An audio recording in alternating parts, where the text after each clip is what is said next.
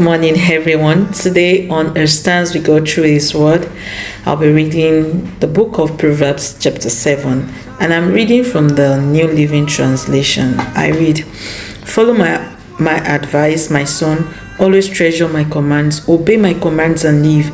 Guard my instructions as you guard your own eyes. Tie them on your fingers as a reminder. Write them deep within your heart. Love wisdom like a sister. Make insight a beloved member of your family. Let them protect you from an affair with an immoral woman, from listening to the flattery of a promiscuous woman.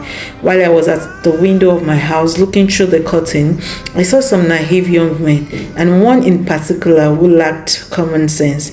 He was crossing the street near the house of an immoral woman, strolling down the path by a house. It was at twilight in the evening. As deep darkness fell, the woman approached him, seductively dressed and sly of heart. She was the brash, rebellious type, never content to stay at home. She's often in the streets and markets, soliciting at every corner. She threw her arms around him and kissed him, and with a brazen look she said, "I have just made my peace offerings and fulfilled my vows. You are the one I was looking for. I came out to find you, and here you are. My bed is spread with beautiful blankets, with colored sheets of Egyptian linen. I have perfumed my bed with myrrh, aloes, and cinnamon. Come, let's drink our fill of love until morning. Let's enjoy each other's caresses, for my husband is not home.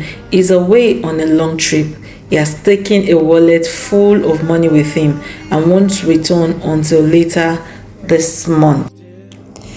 So she seduced him with her pretty speech and enticed him with her flattery. He followed her at once, like an ox going to the slaughter. He was like a star caught in a trap, awaiting the arrow that would pierce his heart. He was like a bird flying into a snare, little knowing it would cost him his life. So listen to me, my sons, and pay attention to my words. Don't let your heart stray away towards her. Don't wander down a wayward path, for she has been ruined of many. Many men have been her victims. Her house is the road to the grave. Her bedroom is the den of death. So Proverbs 7 is majorly talking about us getting wisdom, and also to not stray to the path of promiscuous woman, because their way leads to total ruin. So verse 1 to 5 make it important for us to have wisdom, and we should have wisdom as best friend, because it will guide our heart. It will make us make the right decision. It will protect us from making bad choices. And looking on onto the verse from verses 6 to 23 is a real life warning. Solomon tells a story he saw from his window.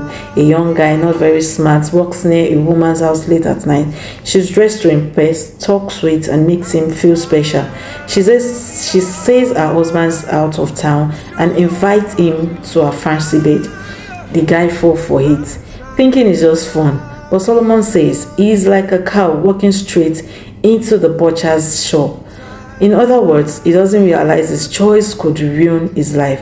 The reason why Solomon had to start that we should have wisdom, because if the guy had wisdom, he'll be able to make the right decision. And so the last verses, which is verse 24 to 27, it says Solomon ends with a strong warning. Don't even go near a house. Many strong people are falling because of this kind of temptation. He's saying to us, we should be smart. We shouldn't play with fire. What looks fun now can lead to pain later. So what we are counting as fun now can lead to total destruction later. So let us adhere strictly to the warning given to us. So the big message in Proverbs 7 is temptation often looks exciting, but it's very dangerous. It's a costly mistake that we cannot afford to make.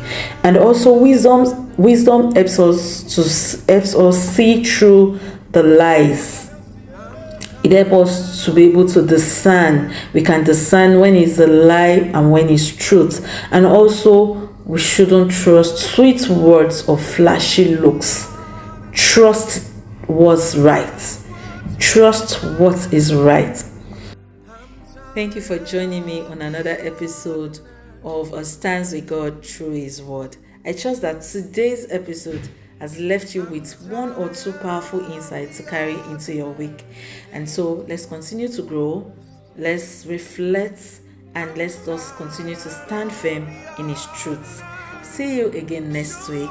Until then, stay blessed. Enjoy the rest of your week.